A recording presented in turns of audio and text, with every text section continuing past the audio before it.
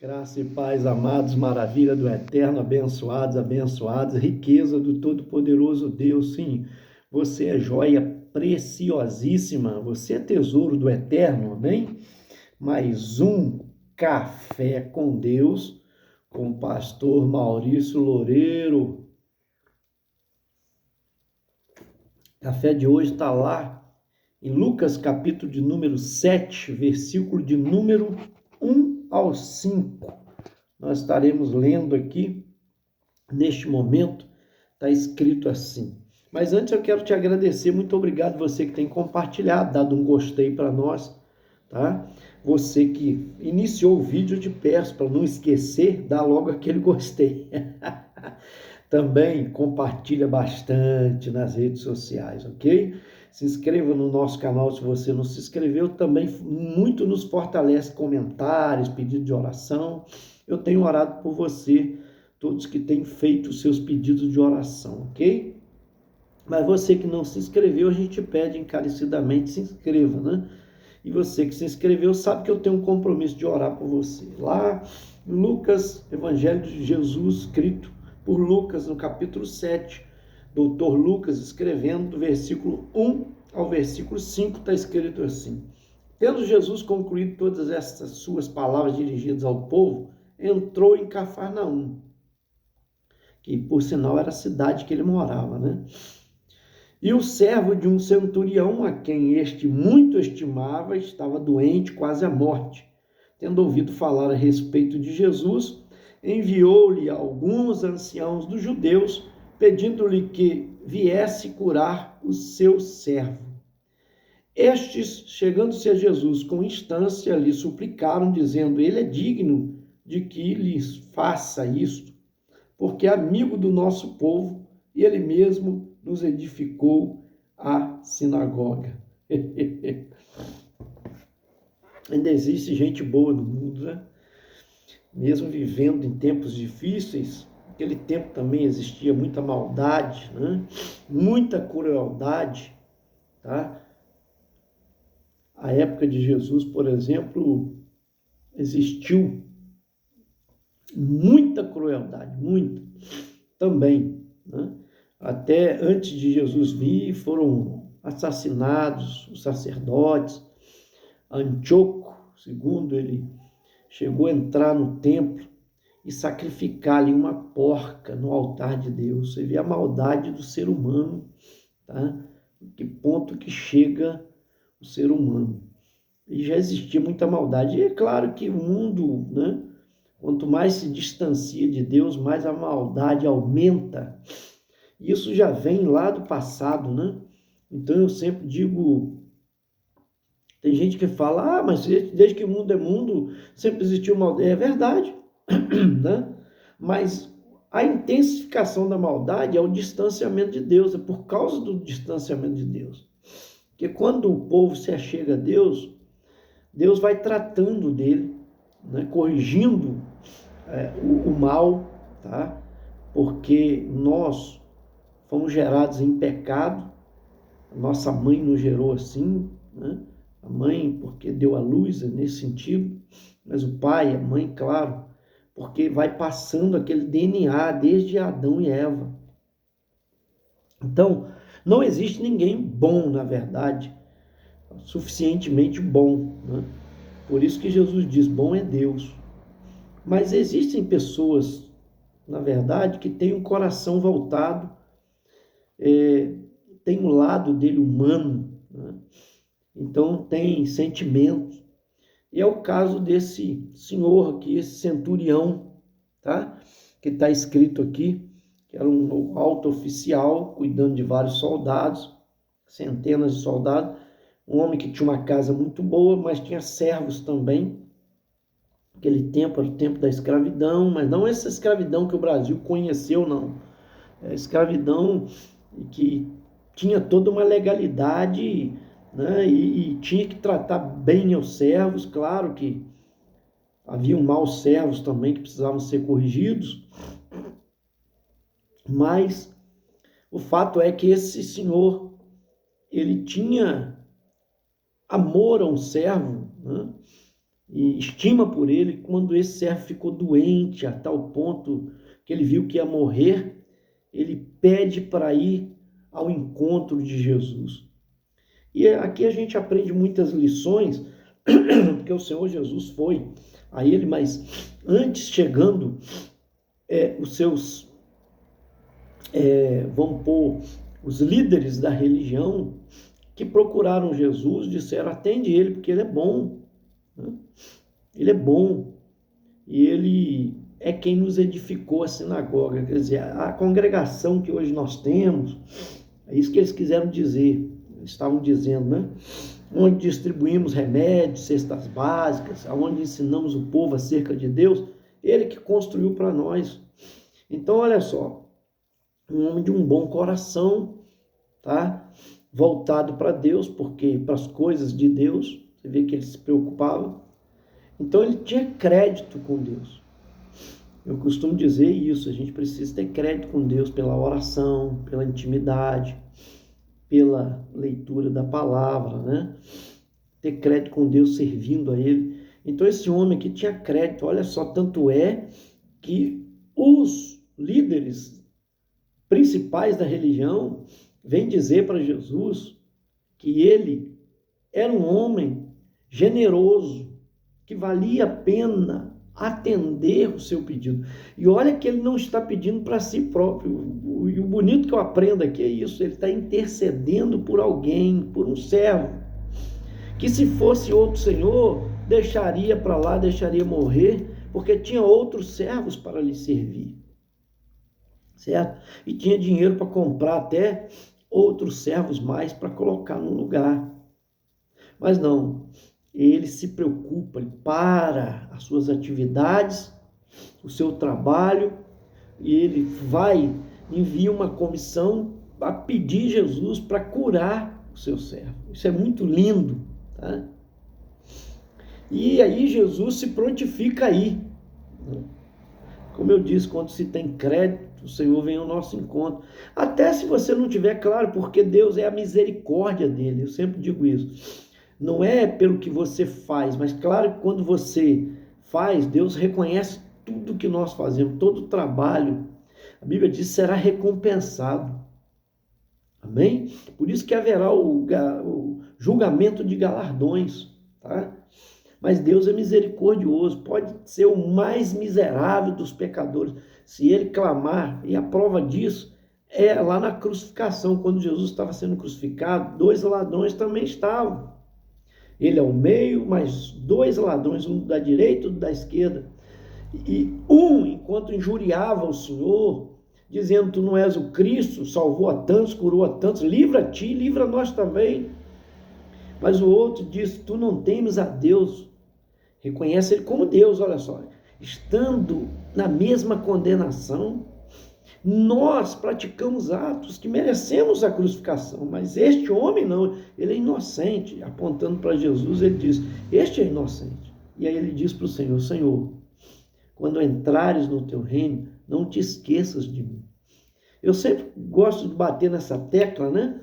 Porque já pensou se Jesus parasse para pensar, lembrar de quem é você?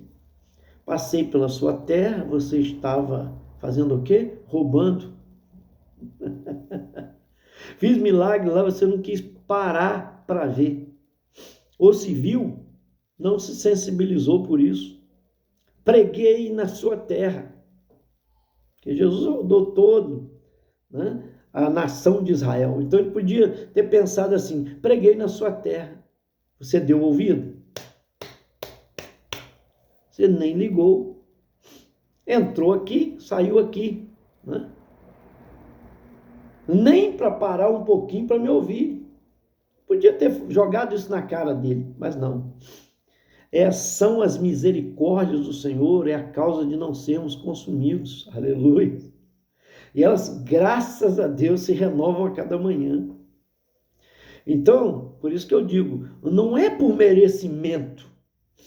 Claro que quem serve a Deus, Deus não fica devendo a ninguém, tá? A Bíblia diz que Deus recompensa aquele que o busca. Então, se você está buscando a Deus, está procurando agradar a Ele, Deus recompensa. Bíblia diz isso. Aquele que se aproxima de Deus, importa que creia que Ele existe e que é galardoador dos que o buscam, dos que creem nele. Então, se você acredita nele, você busca ele porque você acredita que ele existe e que ele é vivo, que ele é abençoador, você vai alcançar. Jesus disse: batei e abri-se-vos-á, buscai e achareis. Porque quem procura encontra, quem busca acha, diz o Senhor. E Jesus contou parábolas sobre a importunação do amigo que importunou o outro já há altas horas, porque chegou um vizinho na sua casa, um amigo na sua casa de viagem, um viajante, que era seu amigo, seu parente. Ele importuna um amigo que ele não tinha pão para dar a ele. Porque ele pensou assim: bom, todo mundo já está de barriguinha cheia, nós vamos dormir, amanhã cedo eu compro o pão. Mas não esperava que o amigo viesse num horário que ele não estava esperando. Ele precisava agora de socorrer a quem chegou na sua casa. Ele vai até um amigo e bate lá em altas horas de madrugada. Jesus disse que aquele amigo levantou, e mesmo que não fosse o amigo, levantaria por causa da importunação. Ele está ensinando para nós que quando nós importunamos, nós alcançamos. A mesma coisa, se nós importunarmos a Deus com um pedido, nós alcançaremos. Jesus ensinando essa lição. Então, quem procura acha, quem ora incessantemente, insiste com alguma coisa e acredita que Deus pode fazer, ele fará. Desde que não fira ninguém, né? Porque tem que ser dentro da vontade de Deus, e a vontade de Deus é boa, perfeita e agradável. Seus mandamentos não são pesados. Então, quando você está pedindo alívio, está pedindo por alguém, é o caso desse homem, está pedindo por alguém. E o aval que ele está recebendo aqui, porque estão dando para ele, dizendo: olha, os líderes religiosos, dizendo: atende porque ele é bom. Ele é tão bom que ele construiu a sinagoga para nós. Jesus, a Bíblia diz que Jesus foi com eles. Versículo 6, então Jesus foi com eles. Aí perto da casa, o centurião enviou amigos para lhe dizer: Senhor, não te incomodes, porque não sou digno de que entres na minha casa. Os líderes religiosos foram fazer uma intercessão a pedido dele. Quando Jesus vem de encontro à casa dele, olha só, ele disse: eu não sou digno que entre na minha casa. Não é ele falou com Jesus, não. Ele pediu amigos para falar, porque ele não se achava digno de estar com o Senhor. Olha a grandeza desse homem, de entender a grandeza do Senhor Jesus, ao passo que tantos andavam com ele e não sabia a importância e a grandeza do Senhor Jesus, ou não o honravam de tal maneira. Entende? E ele reconhece isso. Ele ouviu falar de Jesus, alguém contou para ele, né? Porque é sempre assim, são testemunhos, a gente ouve, um conversa com o outro, vai passando o assunto, não é assim? Quando acontece fato, algo histórico, algo marcante, igual Jesus fazia, muitos milagres, ele ouviu falar de Jesus, ouviu falar dos seus ensinos, e quando ele precisa, e não é para si, o lindo é isso, ele está intercedendo por alguém. Isso é o amor que está no coração de uma pessoa. Aquele servo, para ele, era um servo que ele tinha consideração, né? Então ele busca, ele diz aqui, muito estimava aquele amigo, aquele servo. Olha só, versículo 2, o servo de um centurião, a quem este muito estimava, estava doente quase à morte. Então ele tinha uma estima muito grande por aquele servo, devia ser um bom servo, devia servir fielmente. Então eu aprendo aqui também o relacionamento, a amizade, né? Às vezes tem gente que você não precisa puxar saco. Eu sempre costumo dizer que é um termo que usam por aí, puxa-saco, é aquele que vive, né, bajulando o outro. E muitas vezes ao chefe, ao líder, ao que está acima, ele bajula porque não tem competência. Então, para ele subsistir, sobreviver, ele fica né? Bajulando, que é chamado aí puxando o saco. Isso é feio, né? Mas quando se serve fielmente, quando se é servo e faz aquilo que lhe manda, e além do que manda, né? Procurando agradar o seu Senhor, o que acontece? Há uma estima por aquela pessoa. Eu trabalhei, me lembro quando fiz o primeiro ano de seminário, em Nilópolis, lá no Ceforte, em Nilópolis, no Rio de Janeiro. Eu me lembro muito bem que eu trabalhei num depósito de ovos que ela distribuía para Caxias, ali para São Luís precisamente, e parte de Caxias, né? Era até um pastor da igreja Maranata, ele tinha uma distribuidora ali, e chegava segunda-feira, terça-feira, até quarta-feira, meio-dia, a gente já estava dispensado. Chegava ali 3 carretas, 2 caminhões, lotado de ovos. Então vinha chegando segunda-feira, na terça-feira, né, tal. E a gente descia todos aqueles ovos, né, aquelas caixas de ovos enormes, e colocava elas depois no depósito, depois ia abastecendo os caminhões menores, caminhõezinhos, 608, que era assim chamado, né, para poder fazer a distribuição, e saíam vários caminhões. Eu fui em várias entregas, mas trabalhei muito lá dentro também a princípio, né? Então, eu me lembro que fui entender por que ele era líder. Todo mundo, quando acabava o serviço, ia descansar, encostar nas caixas lá, dar um cochilo. O que ele fazia? Ele pegava uma vassoura e ia varrer o pátio. Não era serviço dele, era até para outro fazer, mas ele procurava estar sempre ocupado. Aí o patrão chegava e estava sempre ocupado. É um cara que estava preocupando em agradar o patrão. As caixas estavam cortando, botando tudo do mesmo tamanho, amarrando, porque aquilo depois era passado, aquelas caixas, né, vendidas, aquelas caixas. Então, veja bem, era um camarada que, ora, se destacava como servo, né? Não é à toa que ele foi a chefia lá, pela sua dedicação. Então, quando você procura agradar, igual esse servo sendo um bom servo, é inevitável, você em trabalho, em tudo que se vai fazer, é inevitável que você seja estimado, né? Eu tinha facilidade em matemática quando estudei, né? Secularmente, tinha facilidade em matemática e física. Fazia minha prova, terminava ela, por exemplo, era o primeiro a terminar e tirava 10 sempre. Dificilmente eu tirava 9,5, valendo 10. Dificilmente, só se eu errasse uma bobeira, né? Mas eu tinha uma facilidade, não precisava nem estudar, eu prestava atenção no professor e tinha facilidade, porque cada um tem uma inclinação, um talento. Mas eu partilhava, eu me lembro disso, para outros amigos, ensinava eles aquilo que eu aprendi, ensinava para eles. E na prova, fazia até, porque eu não era cristão, então eu passava cola para ajudar, coitados, na dificuldade deles. E até pouco tempo eu lembrei isso aqui no Café com Deus, um amigo chamou: você ainda é professor de matemática? Né? Eu disse para ele: não sou mais, né? Porque não era que eu era professor, não é que eu dei aula de matemática, mas eu ajudava os outros, meus colegas com dificuldades. Então a turma me amava, gostava muito de mim, né? E lembra de mim até hoje, me chamam pelo nome há tantos anos atrás. Isso é lindo, gente. Às vezes eu passo pela pessoa, não lembro o nome dela e ela lembra o meu nome. Entende? Porque a gente marca a pessoa na vida de pessoas. É isso. E esse servo marcou o seu senhor e esse seu senhor foi atrás. E o bonito aqui é que ele era também generoso, se preocupava com as coisas de Deus. Tem gente hoje que tem condição, não se preocupa com as coisas de Deus, em abençoar.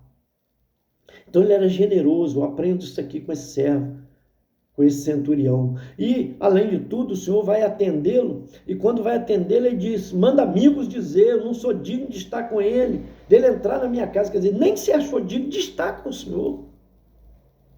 Então, olha só o versículo de número 6 que eu li, versículo 7. Ele diz: por isso eu mesmo não me julguei digno de ir ter contigo, porém manda com uma palavra e o meu rapaz será curado.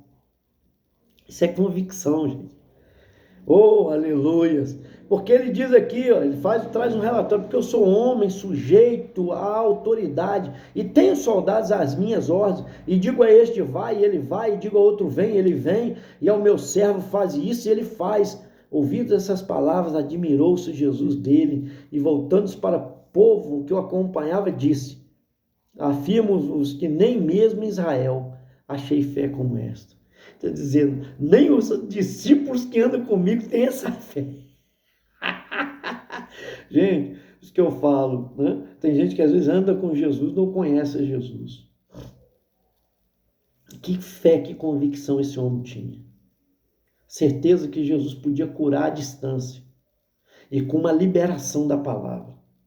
Isso serve de exemplo para nós. Há quantos anos isso foi lá atrás? Há milênios, né? Quase 2000 anos atrás isso daqui ocorreu, está marcado, registrado para nós e lembrado em mensagens.